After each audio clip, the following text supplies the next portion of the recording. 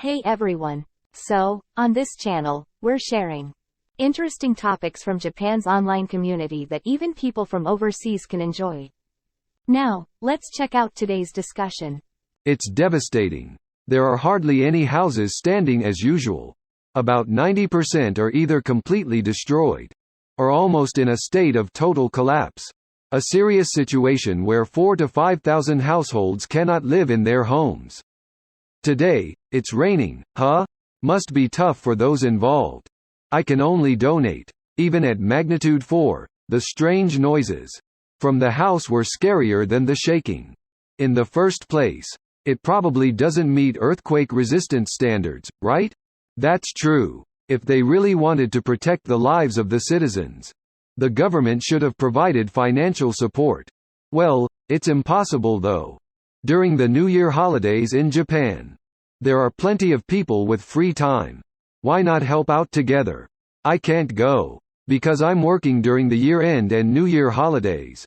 To be serious, there are many roads impassable, and if too many people gather, it will cause a massive traffic jam, preventing necessary relief supplies from reaching the affected areas. It's like causing a secondary disaster. So, even if you want to go, at this stage, only those with connections to the affected area should go, not amateurs. If you're going, use an off-road bike. Only trucks carrying relief supplies, fire trucks, and water supply trucks can go. Normal volunteers will not be able to return and will be a burden. If a super volunteer comes, it might give some courage. The roads are so damaged that rescue teams with heavy machinery can't get in. This might not work.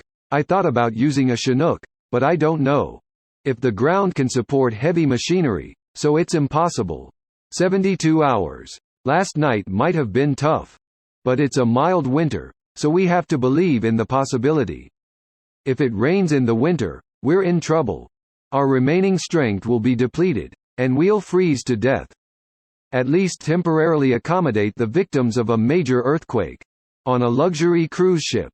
Give them a decent living environment, at least. I can't live in Noto anymore for the rest of my life. It's impossible here. Earthquakes are still frequent. Water supply areas and power outages are too widespread. And it's impossible to live. Most houses are wooden, so fires spread quickly. In rural areas, the roads are narrow, making rescue difficult. It's impossible. The location where a major earthquake occurred becomes safer in the future because the energy has been released. On the contrary, places where a giant earthquake hasn't occurred yet mean that energy is accumulating. So they are the most dangerous. Will the number of victims increase? During March 11th, we thought it was okay, but the number became astronomical. In remote villages, it's easy to find out if there are residents or not. What's the point of having a town hall? Houses are completely destroyed everywhere, blocking the roads. The roads have collapsed in various places.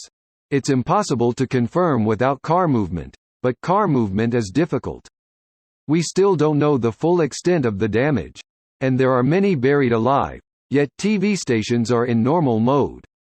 Japanese people are too cold. I heard a tsunami over 100 meters surged from the harbor to the land, causing damage to coastal villages.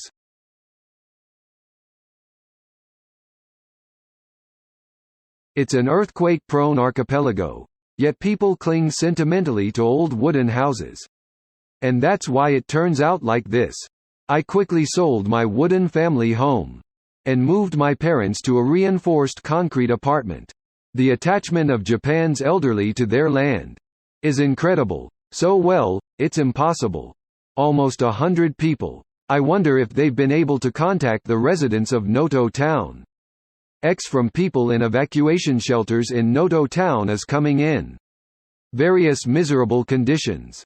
The mayor of Suzu City declared it as being in a state of complete destruction. But the mayor of Wajima hasn't appeared yet. So it must be worse, or maybe he's dead. Speaking of which, even though it's a major fire, the mayor of Wajima hasn't shown up. In the Noto region with an aging rate of over 50%. It's economically and age-wise difficult to rebuild houses. You can guess that by looking at those collapsed houses. If the population moves, depopulation will accelerate rapidly. So, does this mean the number of deaths will increase? Probably. It was really scary shaking for more than a minute. Maybe because of the old houses, there are too many collapsing. Maybe because there are many houses with heavy tile roofs. And the frequency of the shaking was close to the natural vibration frequency. Watching the posted videos, the buildings were shaking in a way that seemed like they shouldn't collapse alongside cars with unbelievable shaking.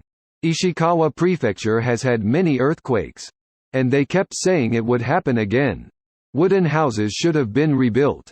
For the sake of the head of the family. Please at least strengthen earthquake resistance for the sake of the family. I saw on Twitter that an emergency hospital in Aichi Prefecture formed a team and went to the hospital in Suzu City. There are likely many people in neglected evacuation shelters who need rescue. If it's not known, it's a significant problem.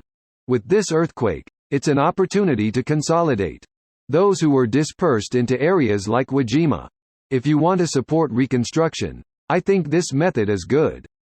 After a few years, many families were able to celebrate New Year's together again after Corona. However, a major earthquake from New Year's Day is really harsh.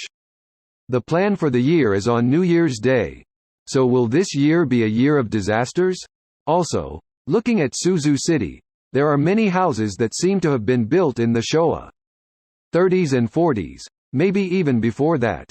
Watching the videos, those kinds of houses are collapsing everywhere.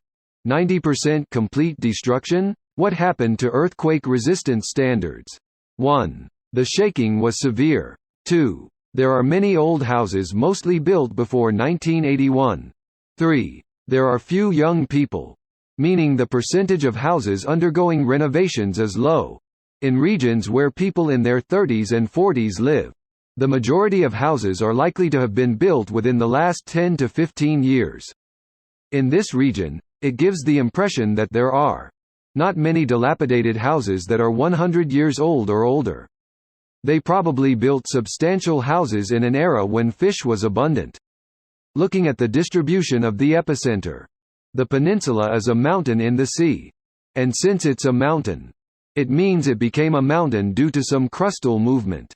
The mountain range extending to Sato Island is just peeking out from the sea surface by chance.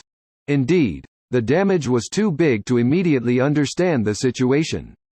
Just like the time of the earthquake in East Japan. No rescue came for about a week. I'm from a March 11 disaster-stricken prefecture. But the U.S. military immediately took action this time. There are too many things not being understood.